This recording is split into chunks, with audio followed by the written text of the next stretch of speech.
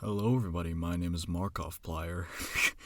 Why the fuck would I? Why would I do that? Why would I? Now you may be asking, "Whoa, a video with Mark's voice? What is this strange sorcery?"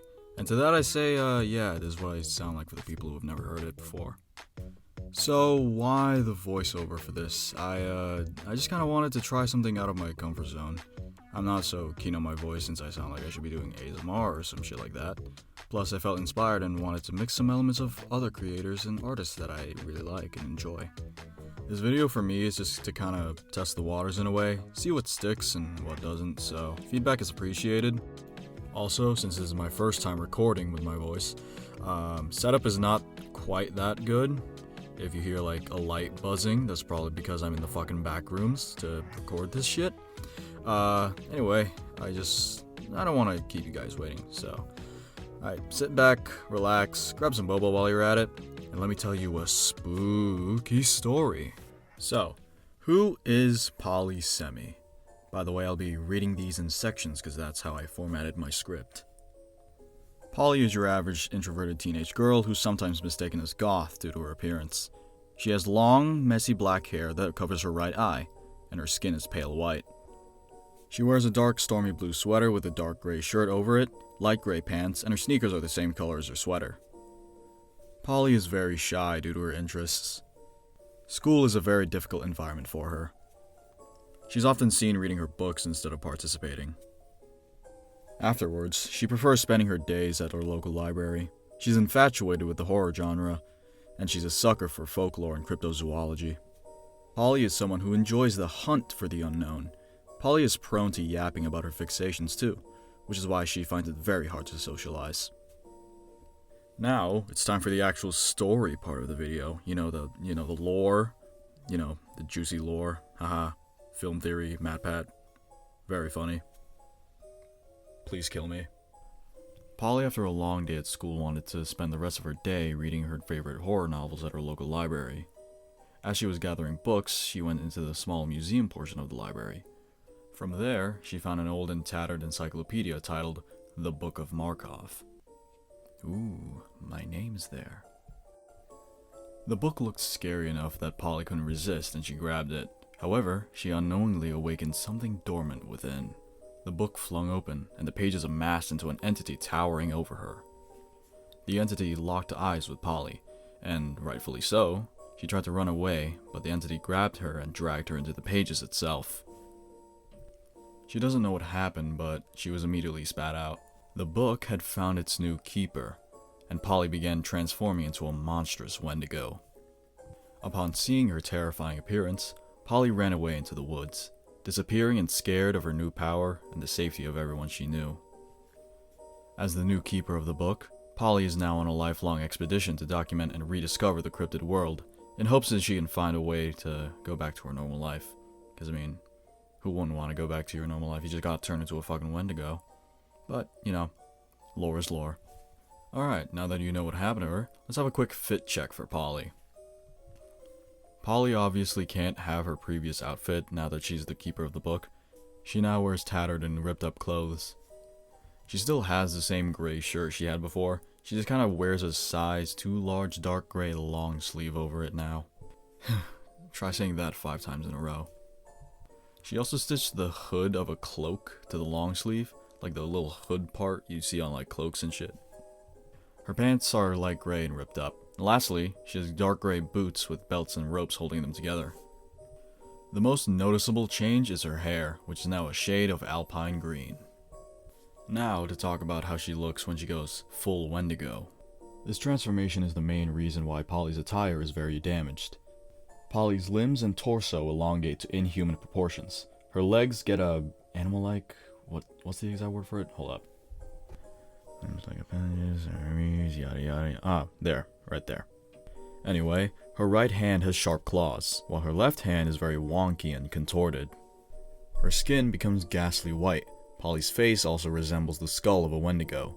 Her eyes are black with white irises, and her teeth are out. Her right eye bears resemblance to the entity within the book. And lastly, sprouting from her eye are black antlers. I'm adding this bit here. I forgot to add a bit more context to the book, so I'm gonna do that right now. This next section is about me talking about the book, because I forgot. Get a grip, you fucking moron.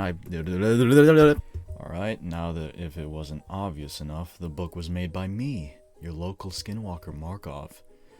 While the entity the book forms is not exactly me, per se, it's more so an avatar, just to ensure its safety. Now, what exactly is in the book's contents? It's a bit complicated, so I'll explain it best that I can. Whenever I make a new concept, whether it be a character or creature, yada yada, the book has everything about it. So in the real world, it's me making sketches, little doodles, little creatures that go I'm cutting that. I'm cutting that shit out. In the fictional world, the book is in the universe. It's a manifestation of it. It's where it catalogs all my creations. Think of it as like the document, the fictional document that, yeah, you know, that's, yeah, you can see some of them. Some of my little creatures on the pages in the artwork that I'm showing right now. That's probably a speed paint because I'm not doing all that visualization. I did this all in one take, and I'm probably gonna delete it. Maybe not. Hopefully. You know what? I blame Pip for. I blame you, Pip. We're switching contents. I'm kidding. Okay, I'm done. So, what is next for Polly after her story? There isn't much that I've written down, but it's better than nothing. I'll explain it right here. Polly is constantly on the move, so eventually on her travels she meets Mono, one of my other OCs. I'll talk about him later. Polly and Mono just kinda go on random wacky adventures. She enjoys Mono's company, since, he's the only one that can listen to her ramble about her hyperfixations. As a bonus, I do have these fun little doodles of Polly fangirling over one of my other friend's characters, Ren and Irma. She gets especially fascinated because of Irma's golems and Ren's magician antics. And you can see how much fun Mono is having. Lighten up, man. Now, for fun facts, since I'm running out of things to talk about. Polly is 15 years old. Her favorite book series is Goosebumps. She's a collector, mainly for books and many haunted artifacts. She is bi. She developed a crush for another one of my OCs, Akame. Her right eye is always covered because she thinks it's trendy. She has a staring problem.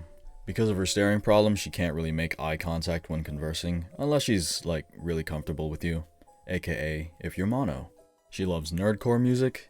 And lastly, the box she uses to carry her books around on her travels is called the Happy Place, since it's also where she kinda sleeps. You know, like Asmongold. And that about wraps up everything I got for Polly. So, how about we get a special message from the Wendigo girl herself? Bleh. I'm allergic to people. I don't really know how to end this video, so I'm gonna spend the next minute or two thanking the people that helped me with it. First up, my friend Sideswipe. He doodled the PNG tuber thing of my Sona that you're seeing right now throughout the video. He also made this little doodle of Polly, which I greatly appreciate since, no one ever really draws my stuff. Next up is my friend Char. He made the theme that's been playing throughout the video. I greatly appreciate it, made it even more spooky for the spooky month. Next up is Pip. I was writing the script and I really needed more ideas on what to talk about, and they helped me with that. Next up is Masquerade and Armor. They let me put Ren and Irma in the video. Masquerade provided me some sketches to work with so I could draw Irma. And Armor just kind of, let me put Ren in the video. And last but not least, my friend Goo. She's the voice actress for Polly, and I greatly appreciate that she lent her voice for the video. Anyway, if you made it through the video, thanks. I greatly appreciate it. I'm still testing the waters of what I want to do with this video, and this format in general. Like I said, I'm just testing the water and, experimenting this or that. And maybe I'll do another one in the near future. I'll see what I can do. Anyway, that's about it. See ya.